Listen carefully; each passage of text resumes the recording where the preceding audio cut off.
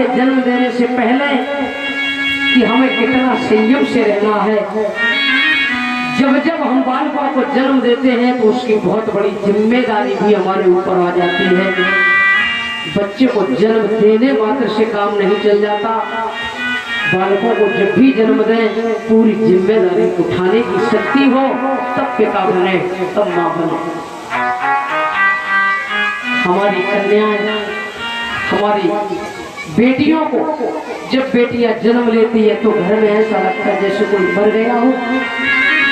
हमारे घरों में बेटियां विवाह के योग होती हैं तो घर में माताएं, बहनें और घर के पिता सभी लोग देखते हैं ये तो बहुत बड़ा बोझ है हमारे ऊपर। महाराज वो बेटियां जिनका चलो किसी तरह विवाह कर दिया, अब विवाह के बाद अगर ससुराल वाले झगड़ा कर लिया, बेटी से लड़ गए तो वो बेटी से कहते हैं कि जाओ तुम अपने घर चली जा। और जब वो बेटी ससुराल से जो वहां से भगा देते हैं, जब वो बेटी अपने मायके में आती है तो मायके वाले कहते हैं जा तुम अपने घर चली जा।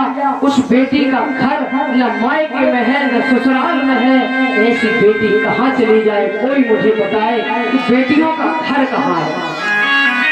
बेटियों का कहीं नहीं होता। हमारा ऐसा समाज है, घर में ज्यादा दिन ससुराल से आकर बेटी रुक जाए तो भाभियां ताने दे देकर उसे भागने के लिए मजबूर कर देंगी और उसे वहां से जाना पड़ेगा।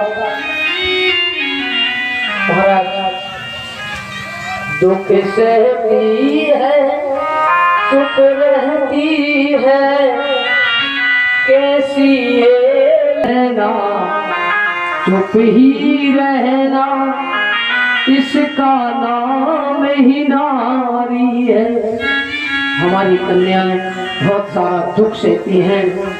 कन्याओं की पीड़ा जिस दिन आपके हृदय में जग गई तो हम बेटे जिनके घरों में बेटे हैं उनसे प्रार्थना करना चाहेंगे, कृपया आप अपने बेटे को अनमोल बनाइए, उसकी कीमत मत लगाइए। आपका बेटा सिर्फ 2 लाख रुपए का नहीं है, आपका बेटा सिर्फ 5 लाख रुपए का नहीं है, आपका बेटा अनमोल है। अरबों की दौलत में भी उस बेटे को बेचा नहीं जा सकता। आप अपने बेटे को जैसे मार्केट में खड़ा करके पशु को बेच दिया जाता है, ऐसे आप अपने बेटे की बिक्री कर रहे हो। हाँ, प्यार से जो मिल जाए, प्यार से जो दान मिल रहा है, और कोई भी ये नहीं चाहता कि हम अपने दामाद का सम्मान न करें।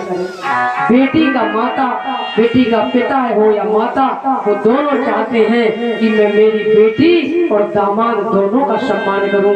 लेकिन प्रेम से दिया जाता है उसे दान कहा जाता है, और जो जबरदस्ती दिल दुखाकर लिया जाता है उसे दहेज कहा जाता है। और ये दहेज सारे लोगों को खा रहा है, समाप्त कर रहा है। ये बहुत बड़ा दानव है। इसलिए सभी से प्रार्थना है, सभी लोग इस बात पर जरूर ध्यान देना, तभी हमारी राम कथा सुनना सार्थक होगा।